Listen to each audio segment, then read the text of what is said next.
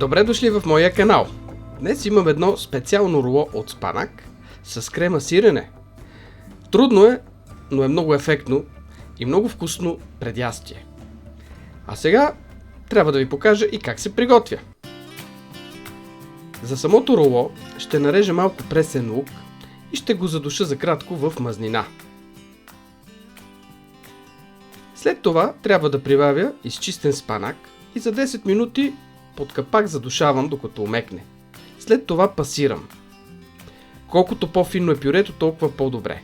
Посолявам и слагам твърд кашкавал. Може и сирене пармезан за по-добър ефект.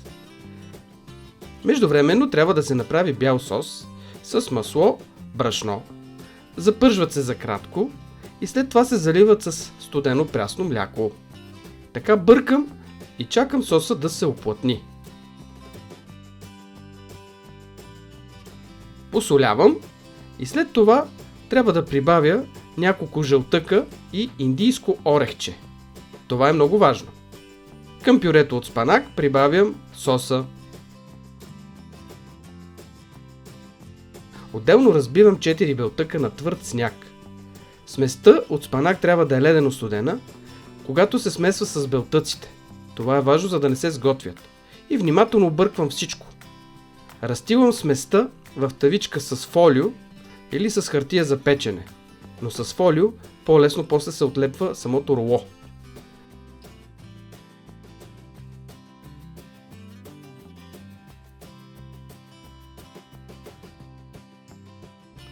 Така подготвената спаначена основа слагам на 190 градуса в затоплена фурна за 20 минути и изпичам. След това слагам върху кърпа и навивам на руло. Така престоява 10-15 минути. Целта е платката да не съхне, а да остане влажна, за да не се къса при навиване. Разбивам с вилица крема сирене, 1-2 пакетчета, около 200-300 грама и нанасям върху изтиналата платка. Ако е топла, сиренето ще се стопи. За повече вкус слагам нарязана на дребно сушена чушка. Така внимателно с помощта на хартията за печене навивам рулото.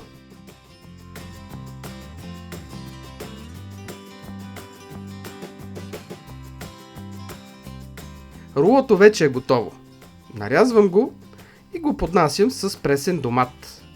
Но за да е по-вкусно, домата го посолявам и поливам с малко балсамова редукция. Отгоре сипвам и зехтин. И така имаме едно прекрасно вегетарианско ястие или предястие. А сега може да видите и продуктите за рецептата и обобщението. Добър апетит!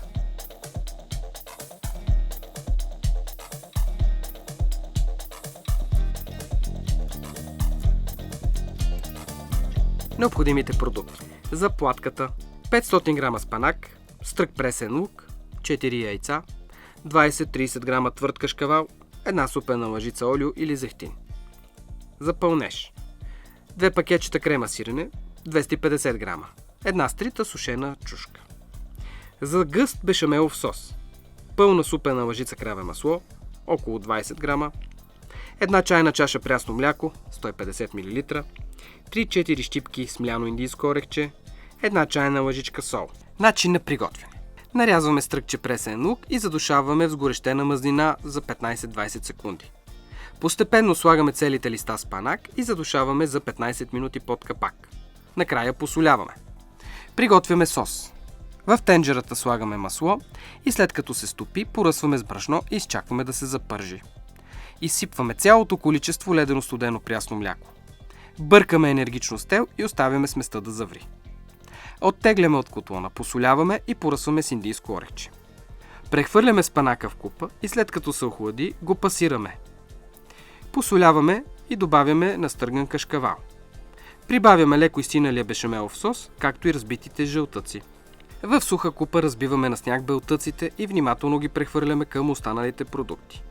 Слагаме в тава с алуминиево фолио на дъното, като изравняваме добре повърхността. Поставяме в средата на предварително затоплена фурна и печем на 190 градуса за 20 минути. Оставяме платката да се охлади за 10 минути, след което обръщаме върху кърпа и хартия за печене. Внимателно отстраняваме фолиото и навиваме на руло. Изчакваме напълно да изстине. Развиваме и нанасяме крема сирене. Добре изравняваме повърхността, а отгоре поръсваме натрошена сушена чушка. Внимателно навиваме руло, нарязваме и сервираме с домати.